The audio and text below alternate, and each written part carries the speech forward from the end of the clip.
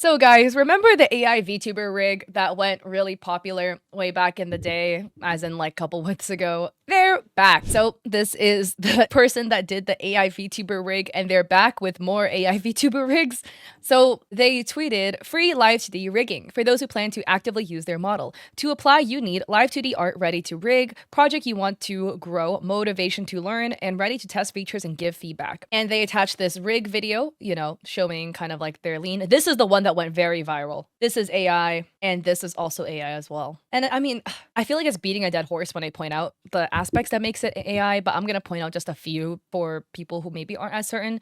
Again, AI tends to have hair that connects back into the hair. So we see that going on here. Again, details that when you take a closer look don't actually make any sense. This looks like it's a sword. It looks like it's also trying to be a forbidden symbol. Who knows, right? A little bit hard to tell because it's like blurry, but particular details like buttons and stuff not matching it properly. And we have people like Katsumi Ryu tweeting things like, just to make others aware, don't sign up for this because all the examples they are using is completely made of AI. Support the true and real artists. Don't agree to stuff like this. And then Cutie Pie Rin put out this funny video.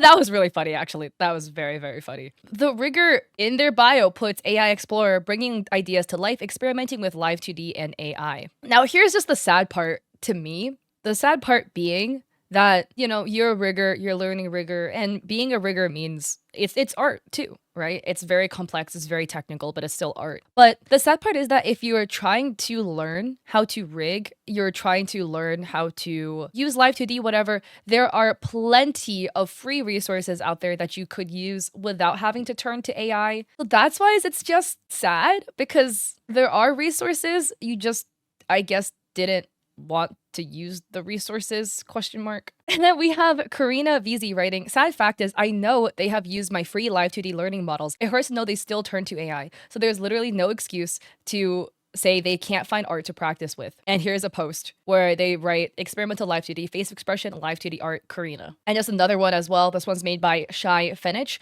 but it is another head study file completely for free, Photoshop ready to rig file for learning live 2D. That is why it's just sad to me personally. Again, don't send hate to the rigger at the end of the day. This is just, hey, if you are going to submit your art to this person for them to rig, just be fully aware of what you're getting into. But it's just a sad fact that there are free resources available that they know of. They know there's free resources because they've used free resources. And then they're like, yeah, but that? Nah, I'm going to go to AI, generate a bunch of fucking images, and then try to rig that instead. Like, that part to me is just a bit sad.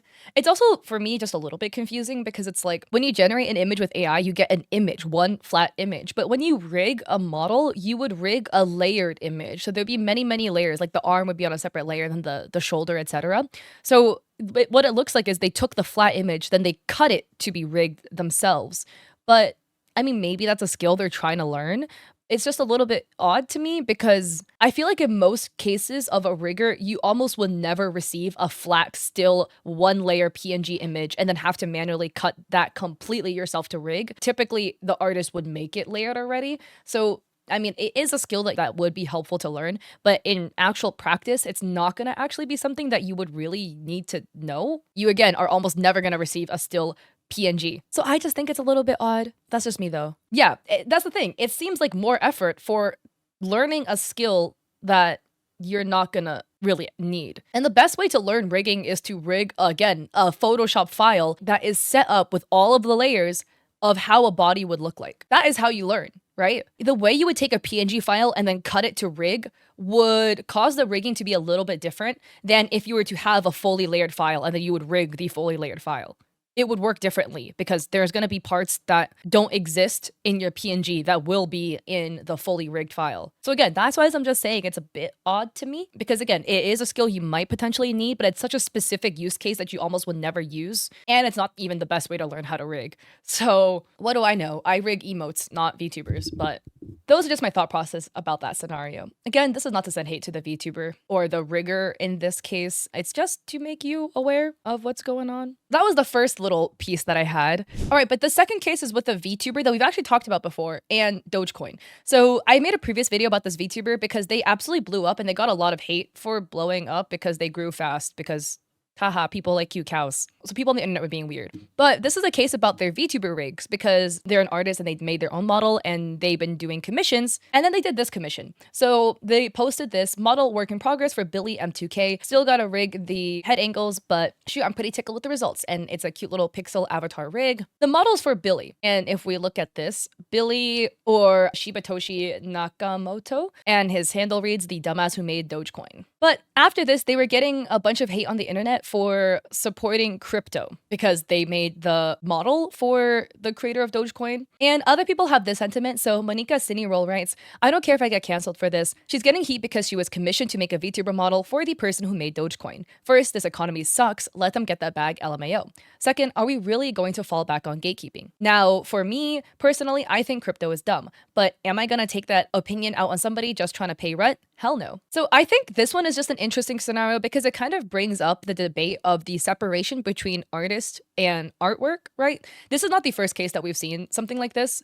It's happened in the past too with an artist and a VTuber. I mentioned this before, but there was the case between Powder and their artist. And if you guys don't know, Powder is a VTuber on Twitter with white hair and purple demon horns. And they have put out a bunch of controversial tweets. And their artist got a lot of hate as a result. People were tagging the artist being like, oh, you work with them? And then the artist essentially talked about it privately and they separated the artist and the VTuber. Like there is that issue too between artist and client where the artist and client are two separate and distinct individuals. But a lot of people will view your working relationship with that individual as you also supporting and sharing the same views as the other person. Oh, because you work with them, you must also support crypto. I think it's a twofold scenario. This is a very big gray area. I want people to make that money. So if that means that an artist can make money to go and pay their bills and support themselves, I want you to get that bag. I do want you to get that bag. But at the same time, there will be people on the internet that regardless of the fact that you guys are two distinct individuals, because you are their artist, they will think that you support their values as well. There are people that will just think that. So I'm curious as to where you guys stand on it because honestly, I'm in a very middle scenario. I want artists to make money, but also I recognize that people will correlate the client's worldview and political takes with you if you work with them. There will be people that will just make that correlation. I want you to make money. That's where I stand, right? Get that bag as long as you're not like working for somebody absolutely abhorrent. But in this economy, it is hard to make money with art, guys. If I see you making artwork for the Dogecoin guy, I'm just gonna, because get that bag. I'm sure he paid you well. And then Clover put out a couple more statements. So they wrote, until recently, I had limited knowledge of crypto and thought of it sort of like stock exchange. I had no idea about its very large environmental impact. There is some progress on this, like proof of stake and renewable mining, though it's still far from an ideal state. I still have loads to learn, but I thank those of y'all who sent links my way and help explain things to me.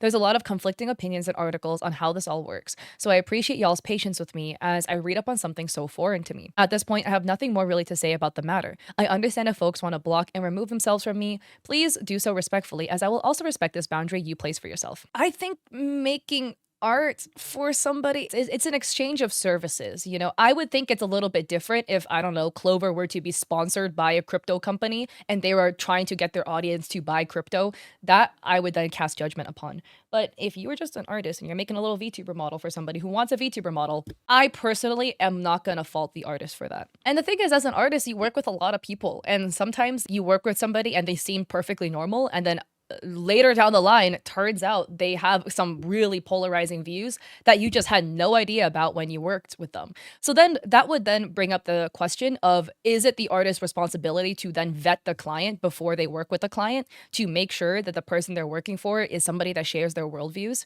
Is that the artist's responsibility? Again, I personally do not know where I stand on my thought process about this. It's just kind of a interesting thought, right? Of like how this stands. In this specific case, right? This is the case of a VTuber where somebody reached out to them to make them a model, and the clients happened to dabble in crypto, something the artist wasn't very familiar with. I'm the type of person that always assumes benefit of doubt. I always assume good intentions unless you give me reason to think that you had nefarious intentions with something. But it just sounded like they didn't know what it was. Or they were like, I don't know what it is, not my problem. I'm just gonna make you the art. Is it the artist's responsibility to vet the client? It can be a fair amount of work to vet clients because sometimes some stuff is not like surface level. You got to dig a little bit to find it, right? But people like Halo Y writes, I'd say it's good that you want to be informed, but I wouldn't touch anything related to it with a telephone pole. But hey, their commissions are the same as any other.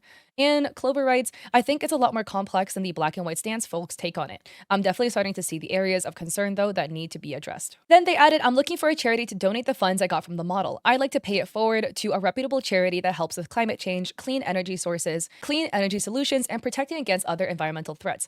Any suggestions would be greatly appreciated.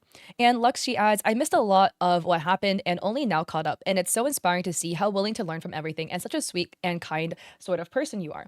It really sucks that people jump the gun on the internet a lot. I hope people treat you more kindly in the future. And Clover adds, a lot of bridges have been burned beyond repair, unfortunately, but I have learned a lot and am doing my best to make amends as far as I can. And Flex Anua writes, please don't do that. It's a bad idea. I get it. You feel like you need to make amends, but nothing will make mad people happy. You took a controversial client that you didn't realize was controversial. You don't have to actually throw money into the void. It's a learning moment. And Clover writes, I don't think I'd be throwing the funds in the void though if I can help a cause greater than myself. Yeah, this is just so sad to see, honestly, because like you can have your opinions about crypto and things, and I can have my opinions. I personally, again, wouldn't touch it with a 10-foot pole either. This is just how the internet works, right? But the way people work on the internet when they're chronically online is that they will see somebody and they will be like, oh, they must be an evil person. And this kind of already stemmed because Clover blew up so quickly that a lot of people were already kind of preying on Clover's downfall. And the thing is, as being a creator on the internet, there just will be people that prey on your downfall no matter what.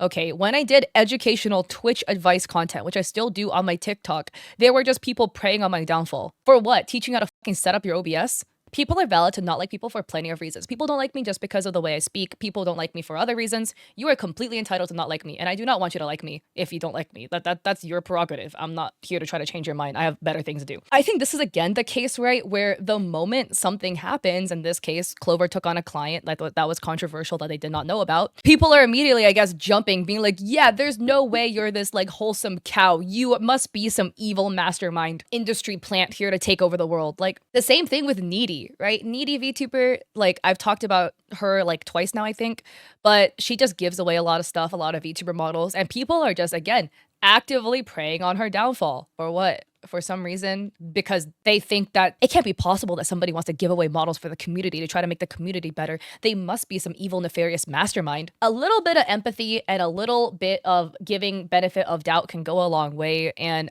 honestly, this is just the internet, though. This is just how the internet is. This is how the internet will continue to be. I hope it can get better. I don't think it will. I'm typically pretty optimistic, but not for the state of the internet and people on there. But that's just how it is. People will say the most fucked up shit to you when they're doing this, when they're saying these things, and when they're actively going out of their way, preying on your downfall and trying to like pull you down.